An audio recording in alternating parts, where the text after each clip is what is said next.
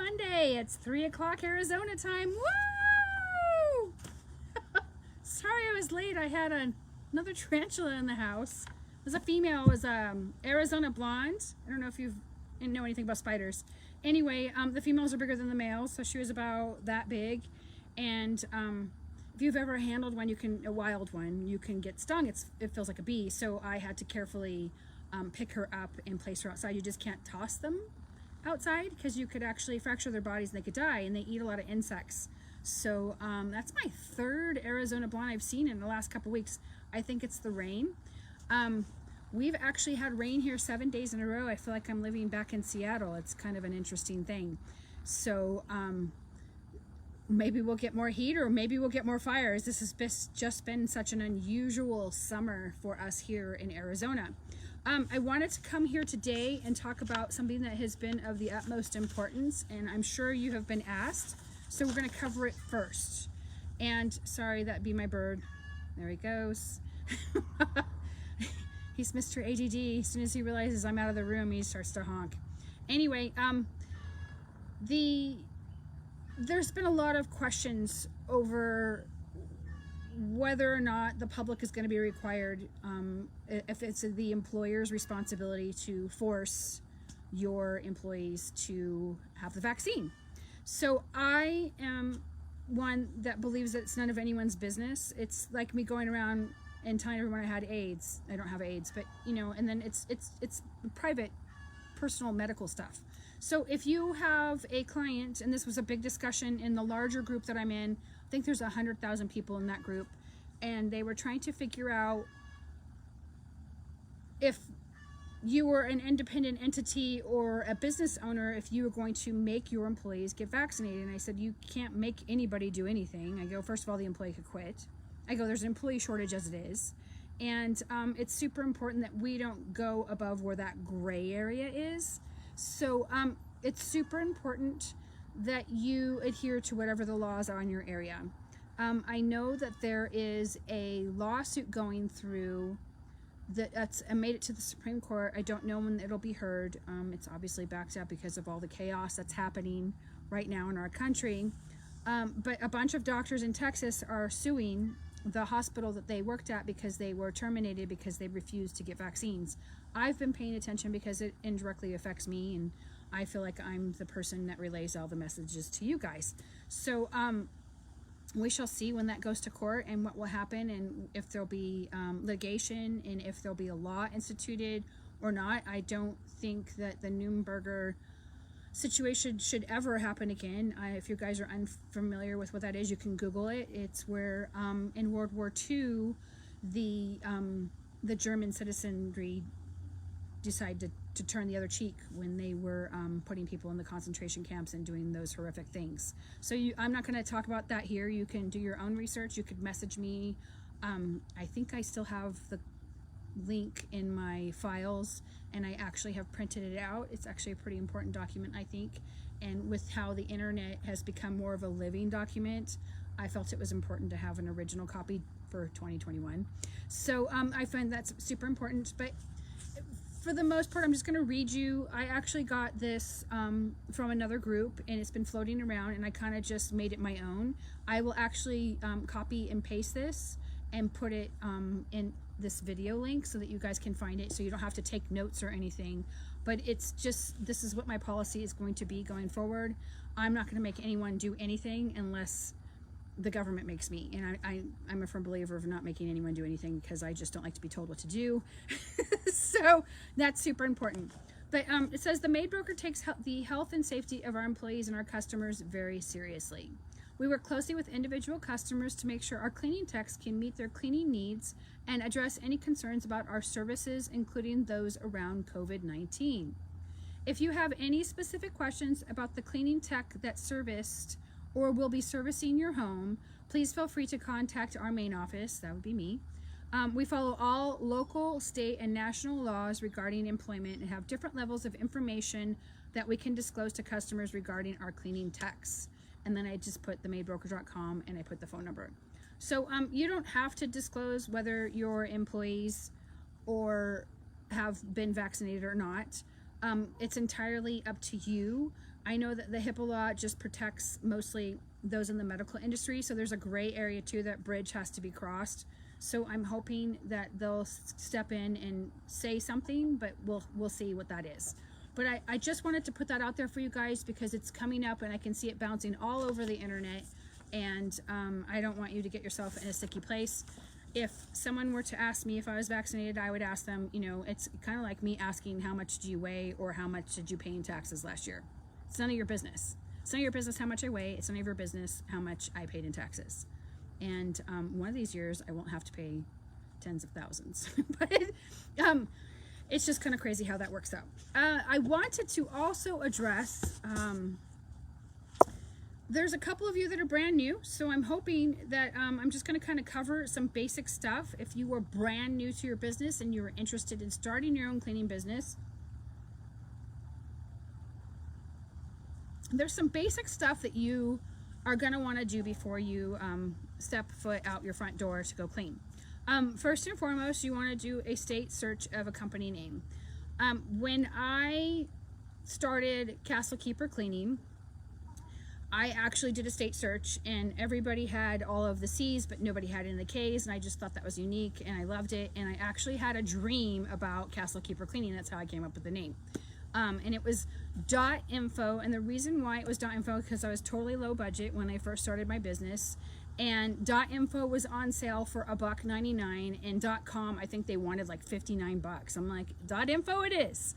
So I actually didn't change that for a long time until I think I was like in year six of business. It just worked, and I just bought the extra domain when it came up, and I just had it forwarded over to .info. So when you did a search for castlekeepercleaning.com, it would actually come up and it would forward it over to .info, and you would just land at my page. With the maid broker, the same deal. I had a dream about the name, and I went and did a search, and I was like, eureka, I found it. And I was really lucky. There is another maidbroker.com is actually still available, but it's like $10,000. So I'm probably never going to own that one, and I would never domain forward it unless I sold the franchises, which I'm planning on doing in 18 to 24 months. So we shall see. So that's the first and foremost is when you're researching the company name, you want to go to your state entity, and you can Google it. It says search for company names or LLC, and it'll tell you. You just search it, and it's and then that way you can see if it's available, because you don't want to go through the whole process. And I've seen people do this, the whole process, and then they realize that they can't have the name because somebody already has it. And you're like, oh, so that's never any fun. Registering your business entity is really important. You want to register your entity either as a sole proprietor if you own no property and have no value at all. That's the way I did it before I owned houses and everything else. Sorry, there's flies. It's getting ready to dump probably in about an hour. So having an entity, I do recommend that if you do own a house and you are going to have company cars because you've decided that you're going to have employees, it's super important that you become an LLC. And the number one reason for becoming an LLC, there's different tax benefits and non-benefits, but it's if your employee were to drive a company car and hit somebody and that person decided that the employee didn't have anything worth taking, they could actually come after your house that you've made payments on and maybe just paid off. So that's super important that you decide what entity is best for you. S Corporation is also a good entity to be. It's a single entity corporation, and basically you would have to pay yourself right off the bat instead of doing it the other way with the LLC or the sole proprietorship. The margins, how the money works, the money still flows the same, it just works differently with the different entities. City license in my area, and I know I've mentioned this before, sorry, my dog's over here wanting to be petted. His name's Cooper.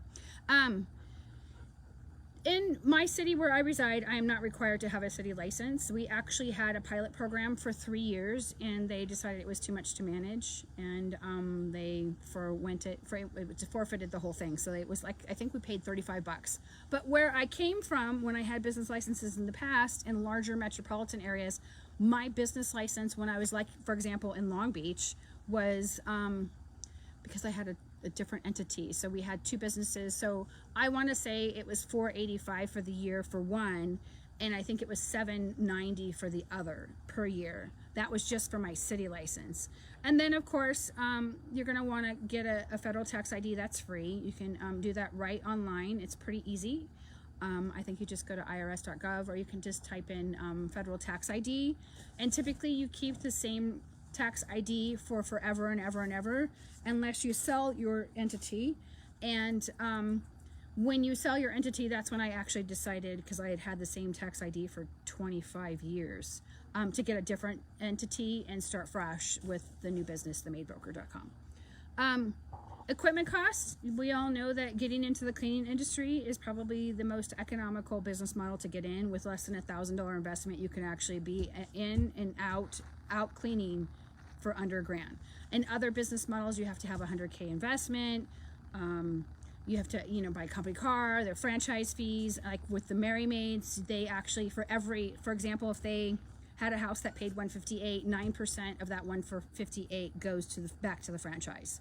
That's taken off the top before you actually calculating what your labor and your profit and your equipment costs and all of the other stuff that goes with it.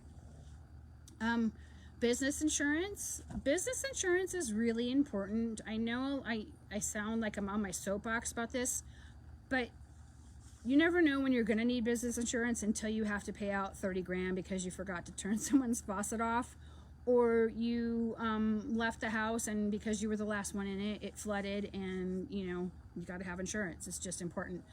Usually business general liability insurance is based on your gross numbers. So if you did $100,000 in a year, your general liability insurance is probably going to be about $300 to $500. It just depends. It's changed dramatically in the last year with COVID, so those prices have actually increased. I used to say it was $300 max, but that's not the case anymore. I'm seeing more and more increases with everything. As you always have to hear me say, you need to give price increases. It's super important this year, especially with a lot of owner operators back out in the field because there are no employees.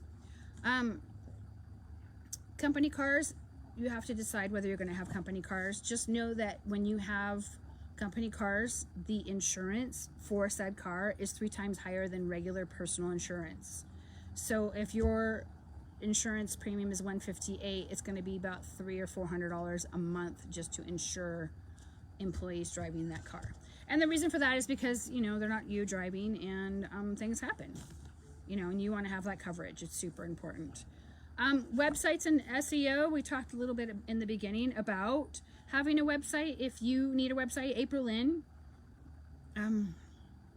you can actually search her name in the group, and she is doing websites that are super economical. So if you don't have a website yet and you are looking to get one, hit her up. I don't know what her current pricing is, but it's dirt cheap, and I would take advantage of that before she raises those rates. She does a phenomenal job.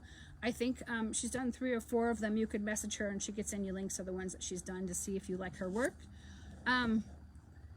SEO, it's super important to pay someone to start the SEO process for you. Usually a web guy can do it. And there's usually a minimum fee, and that's because they're looking for keywords for your website to come up. And the more traction your website gets, the higher it goes up in the ranking. So for example, if you really wanted to improve your SEO and you couldn't afford to pay for SEO, then you would go to Yelp and you would start getting 5-star reviews, and you would start asking for 5-star reviews. And there's a way to do that. I think I mentioned it in the 2021 Make More Money Challenge. So you can Google that, and it'll tell you there's a picture of a postcard, and that's what I would leave behind each time. And eventually they get sick of looking at those postcards and go, oh my God, I'm going to do that review for you. And you don't just want a review, you want a 5-star review, because that puts your rankings up. Now, it's a double-edged sword. You can always get the disgruntled, mentally ill individual, and everyone gets one, unfortunately. And once you get on Yelp and people are allowed to leave reviews, it goes both ways. So you could also get a bad review. Just make sure that you don't deal with a bad review when you're emotional about it. So I would just do it the following day, even though it's gonna bug you that it's sitting there. Getting a merchant account. This is 2021. I know a lot of people are going through Venmo, and Venmo changed their policy and has increased their rates, which It was just meant to be a personal thing. It wasn't meant for people to use it for business, but that's just the way it worked out. I don't blame you guys. Sorry, it's starting to heat up. And so you're going to want a merchant account. Stripe is pretty economical. Usually the rates are usually about 4% per transaction, depending on your service provider. If you're doing $1 million or more in business, you can actually get a discount on merchant fees. I think they drop them down to like 2.8, or I've seen them as low as 1.7. But if you're not a big boy, they're still going to ding you for the 4%, and it's just an easy way to get your money faster. I know there's a lot of things now with running the cleaning business to make it run smoothly. So you can do Venmo. You're going to still end up paying the 4% fee, or you can get your own merchant account and you can push them through by manually entering the number, or you can have them. I think when you give someone an opportunity to pay at their leisure, it creates all kinds of problems.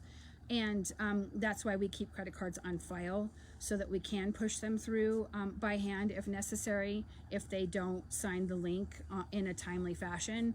I can't tell you how many times I've spoken to people where they went and did the job, didn't get a deposit, and then the person just took days to pay, or just decided that they just weren't going to pay. It just, you know, that's not how business works.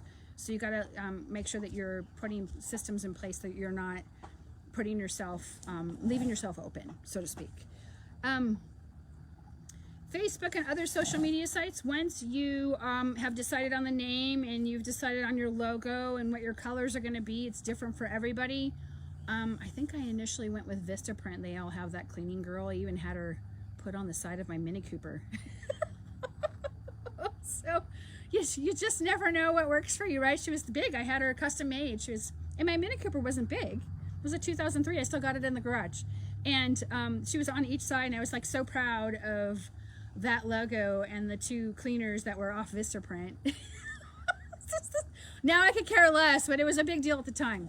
So you also want to make sure that when you have your Facebook page, that you have your stuff all set up the same. So your LinkedIn, your Instagram, your TikTok, all of those, your Facebook is all going to be the same. Same picture, same brand identity. It used to be that you had to have a business page and a personal page. I think the algorithms and the latest thing, I haven't read about it in a while. The big thing is groups.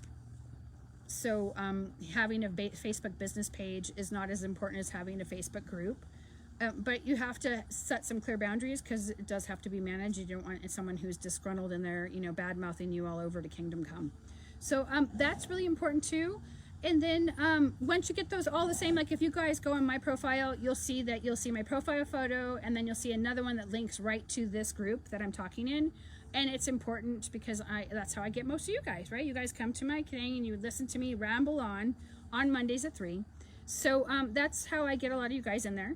And that's super important to build your base so that you have a following, so that you can get free advertisement off of those entities. So Alignable is charges now, but you could still have a free profile. Who else? There's TikTok, Instagram, Facebook, LinkedIn, Gab. I don't think there's Twitter. And then there's a couple of other social media entities that are still kind of, you know, floundering in the water. So I think that you should have them all the same and all have your business entity on there. That way you have little streams of income coming in from both of them.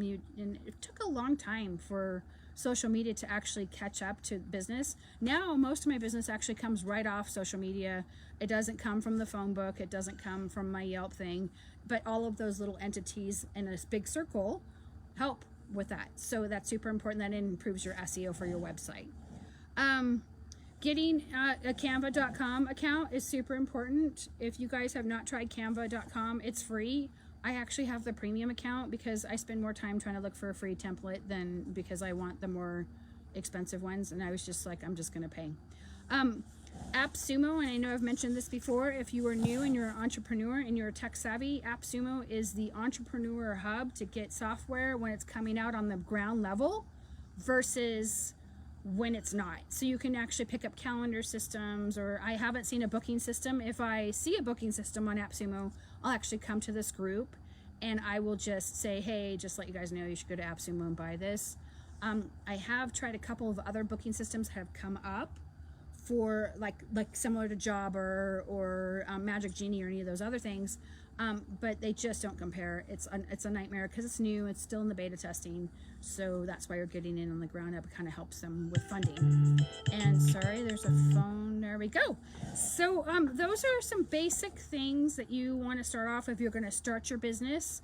And it's super important. You don't have to do them in that exact order, but it is important that you get that chunk done before you take the next step.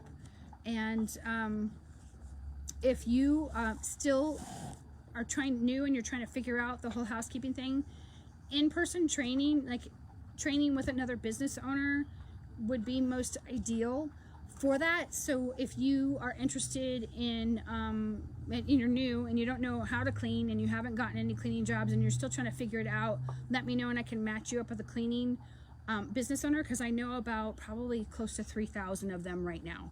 So depending on what part of the state you're in and all that other stuff, and there is a fee for it. It's not free training because you're taking time from that business owner and their trainer to train you, so there would be a money exchange there, and I just take a cut. In addition to that, if you guys are seriously considering wanting to have a one-on-one 30-minute free consult call with me, by all means, schedule. I can put my Book Me link in there, and we can see if I'm a good fit for you. Maybe I am, maybe I'm not. Not every coach is a good fit for everybody, so I like to just try to be as transparent and honest as I possibly can. I hope that you guys have a fabulous week, and I hope that I don't get any more tarantulas. You guys take care.